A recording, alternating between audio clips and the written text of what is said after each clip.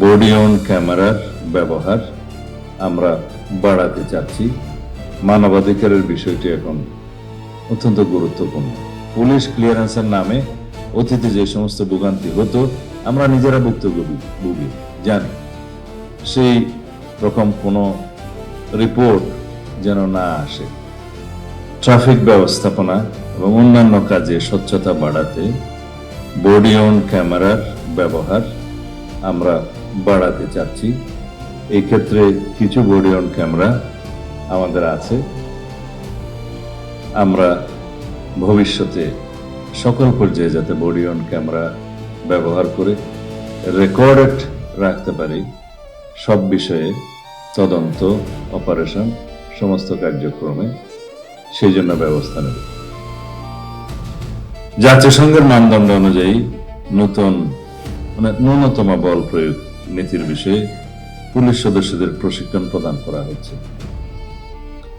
এক্ষেত্রে আপনারা সবাই দক্ষ পেশাদার পুলিশ অফিসার। আপনাদেরকে স্মরণ রাখতে হবে মানবাধিকারের বিষয়টি এখন অত্যন্ত গুরুত্বপূর্ণ। কিন্তু তাই বলে আপনারা অপরাধ কার্যক্রম বন্ধ করতে গেলে বা কমাতে গেলে বা প্রসিকিউশন টিমকে সহযোগিতা করতে গেলে তদন্ত কার্যক্রম যাতে সুষ্ঠুরূপে পরিচালিত হয়, সেজন্য আপনারা কৌশলে যা যা করতে হয় সেরকম মানবাধিকারকে সমুন্নত রেখে সকল কার্যক্রম চালান। Police clearance certificate, online GD সহ অন্যান্য সেবা দ্রুততার সঙ্গে প্রদানের কার্যক্রম চলছে, কিন্তু এটা এনশিওর করতে হবে যাতে সবকিছু আমরা যথাসময়ে দিতে পারি। পুলিশ ক্লিয়ারেন্সের নামে অতীতে যে সমস্ত ভোগান্তি হতো আমরা নিজেরা ভুক্তভোগী জানি, সেই রকম কোনো রিপোর্ট যেন না আসে। বর্তমান পরিবর্তনশীল বিশ্ব এবং আমাদের সামাজিক বাস্তবতায় পুলিশিং আর কেবল অপরাধ দমনের মধ্যে সীমাবদ্ধ নেই। আপনাদের জনগণের সঙ্গে আস্থা ও বিশ্বাসের সম্পর্ক গড়ে তুলতে হবে। তাই আধুনিক পুলিশিং ডক্ট্রিন অনুযায়ী আপনাদের প্রতি আমাদের সুনির্দিষ্ট কিছু প্রস্তাবনা আছে। তার সাথে আপনাদের যে সমস্ত বক্তব্য এসছে, প্রস্তাবনা আছে, সেগুলো আমি অ্যাড্রেস করব এবং মাননীয় প্রধানমন্ত্রীর কাছে সুপারিশ আকারে প্রদান করব এখন বক্তব্যের মাধ্যমে। আপনারা এখানে লিখেছেন পুলিশকে হতে হবে জনগণের প্রকৃত বন্ধু। সেটা আপনারা নিজেরা যাতে বুকে হাত দিয়ে বলতে পারেন সেরকম পুলিশিং ব্যবস্থা গড়ে তুলবেন আশা করি। প্রতিটি থানায় আগত সেবা প্রার্থী যেন কোনো প্রকার হয়রানির ছাড়া আইনি সহযোগিতা পায় তা নিশ্চিত করতে হবে। মনে রাখবেন, আপনাদের প্রতিটি আচরণ যেন রাষ্ট্রীয় সেবকের প্রতিফলন হয়। পুলিশই জনতা, জনতাই পুলিশ, এই স্লোগানকে কেবল মুখে নয় কর্মে বাস্তবায়ন করতে হবে। এটা কারা লিখেছে আমি জানি না এই লাইনটা। আপনারা যে জনবান্ধব পুলিশ সেটা প্রমাণ করার জন্য আপনাদের সামনে আরো সুযোগ আছে, সময় আছে। আশা করি আপনারা এটি হৃদয়ে ধারণ করবেন, যাতে জনগণ মনে করে এই স্লোগানটা সত্য।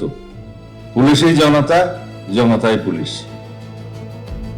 যে কোনো ভাবে হোক প্রাতিষ্ঠানিকভাবে আমাদেরকে কিছু বিষয়ে বিব্রত হতে হয়েছে, সেটা কাটিয়ে ওঠার জন্য আপনারা যথেষ্ট চেষ্টা করেছেন বিগত 2-2.5 মাসে এই গণতান্ত্রিক সরকারের অধীনে, এবং ভাবমূর্তি আপনারা সমুন্নত করতে পেরেছেন বলে আমরা বিশ্বাস করি।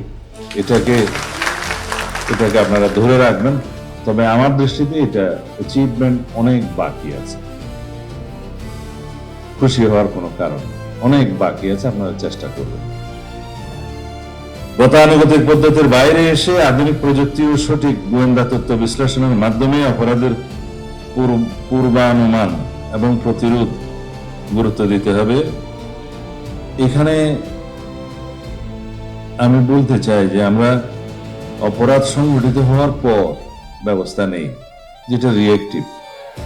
অপরাধ সংঘটিত হতে না পারে সেই প্রিভেন্টিং পুলিশিং ব্যবস্থাকে জোর দিতে হবে, যেটা আমাদের এই সরকারের প্রধানতম উদ্দেশ্য। মানে প্রিকশনারি মেজার্স। যদি আমরা রোগী মরিয়া যাইবার পরে ডাক্তার আসিল এই থিওরিতে বিশ্বাস করি, তাহলে ট্রেডিশনাল পুলিশিং ঠিক আছে। যদি বলা হয় যে ডাকাতি হয়ে গেছে এখন পুলিশ যাবে, ট্রেডিশনাল পুলিশিং ব্যবস্থার উপর নির্ভর করতে সমাজে এমন একটা অবস্থা আমরা কি সৃষ্টি করতে পারি না যে প্রোঅ্যাক্টিভ মেজার্স এর মাধ্যমে যে আমরা আগেই ইন্টেলিজেন্স সাপোর্ট নিয়ে পুলিশ প্রিকশনারি ব্যবস্থা করবে যাতে অপরাধটা সংগঠিত না হতে পারে। সেই জন্য আমরা ওয়েল ইকুইপড করব। আপনাদের এই প্রস্তাবগুলো আমি একটু পরে বলবো। অপারেশনাল কার্যক্রম পরিচালনায় সেটা আমি বলেছি আন্তর্জাতিক মানদণ্ড মানবাধিকার। বর্তমান যুগে অপরাধের বড় একটি অংশ ডিজিটাল প্ল্যাটফর্মে স্থানান্তরিত হয়েছে। সাইবার অপরাধ, গুজব এবং অপপ্রচার রোধে আপনাদের প্রযুক্তিগত সক্ষমতা বাড়াতে হবে। এখানে আমি কথা বলি। ডেটা অ্যানালিটিক্স এবং ডিজিটাল ফরেনসিকের সর্বোচ্চ ব্যবহারের মাধ্যমে অপরাধীদের শনাক্ত করতে হবে। এই লক্ষ্যে উন্নত বিশেষায়িত প্রশিক্ষণের জন্য যারা প্রস্তাব করেছেন সিলেট ও বরিশাল বিভাগে 2টি পুলিশ ট্রেনিং সেন্টার এবং চট্টগ্রামে বিশেষায়িত প্রশিক্ষণ প্রতিষ্ঠান স্থাপন করা, সে বিষয়ে আমি একটু পরে কথা বলবো। ব্যক্তিগত সততা এবং প্রাতিষ্ঠানিক স্বচ্ছতার কোনো বিকল্প নেই। দুর্নীতির বিরুদ্ধে আমাদের জিরো টলারেন্স নীতি বজায় রাখতে হবে। বাহিনীর শৃঙ্খলার সাথে কোনো আপোষ করা হবে না। আপনাদের প্রতিটি পদক্ষেপ যেন বাহিনীর ভাবমূর্তি উজ্জ্বল করে সেদিকে সজাগ দৃষ্টি রাখতে হবে। চেইন অফ কমান্ড যারা ব্রেক করবেন তাদের বিরুদ্ধে আমি মন্ত্রণালয়ে যোগদান করার পরের দিনই মেসেজ দিয়েছি, তাদের বিরুদ্ধে মেজার্স নেওয়া হবে। চেইন অফ কমান্ড আপনারা বজায় রাখবেন, ডিসিপ্লিন বজায় রাখবেন। যে কোনো দুর্নীতির অভিযোগ আমরা তো as per rule disciplinary action নেব, কিন্তু আপনাদের সবাইকে স্মরণ করিয়ে দিতে চাই আপনাদের প্রতিষ্ঠান হিসেবে এটাকে আমরা এমন একটা অবস্থা নিতে চাই যেখানে আমরা দুর্নীতিকে কোনোভাবেই প্রশ্রয় দেব না।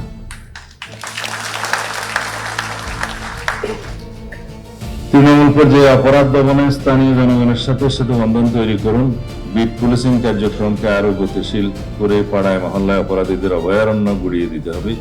মাদক, সন্ত্রাসবাদ এবং উগ্রবাদের বিরুদ্ধে সামাজিক প্রতিরোধ গড়ে তুলতে হবে।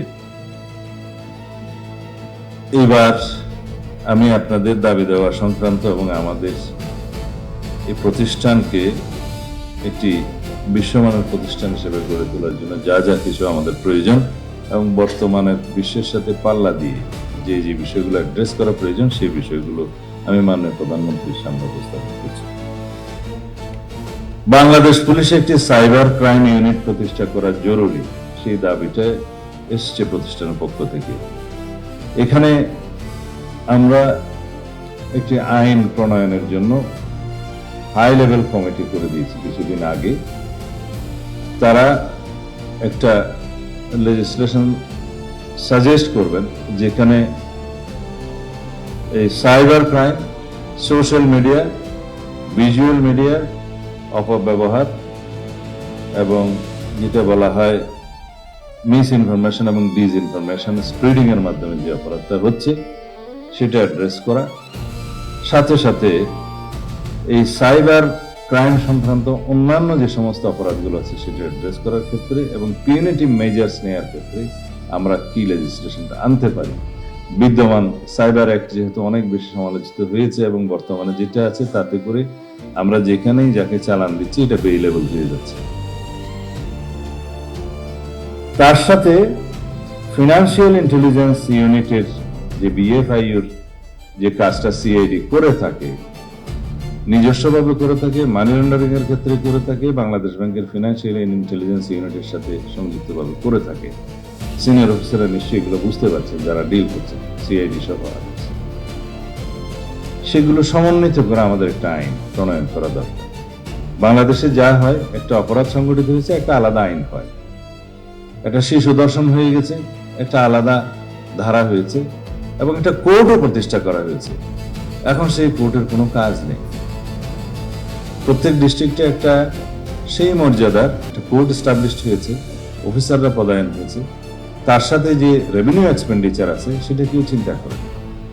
এবং কোর্ট এস্টাবলিশ করতে গেলে সেরেস্তাদার থেকে শুরু করে কোর্ট পর্যন্ত অনেকগুলো পদের সৃষ্টি আছে, সেগুলো রেভিনিউ এক্সপেন্ডিচার আছে, তার নিরাপত্তার ভারটা আমাদের দেখতে হয়, হাউজিং এর ব্যবস্থা আছে, এরকম আলাদা আলাদা আইন, আলাদা আলাদা কোর্ট, আলাদা আলাদা হয়ে যাচ্ছে।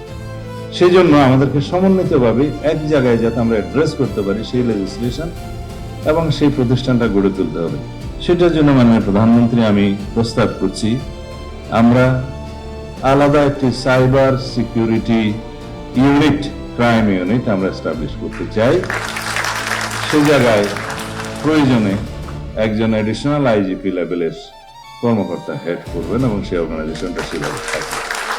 এটা যুগের দাবি এবং বর্তমান বিশ্বে সাইবার ক্রাইমের জন্য, ফিনান্সিয়াল ক্রাইমের জন্য, ফিনান্সিয়াল ইন্টেলিজেন্সের জন্য এবং টেলিকমিউনিকেশনের ক্ষেত্রে এগুলো ইন্টারসেপশনের জন্য সরকারি পর্যায়ে যে প্রতিষ্ঠানগুলো আছে সেখানে আমরা এই টিমকে প্রশিক্ষণ দিতে পারি। ইতিমধ্যে কয়েকটি দেশের সাথে আবার কথা হয়েছে। সুতরাং যদি আপনি অনুমোদন করেন তাহলে আমরা সেই দিকে যাব ইনশাআল্লাহ, with legislation, with organisation, with a motive.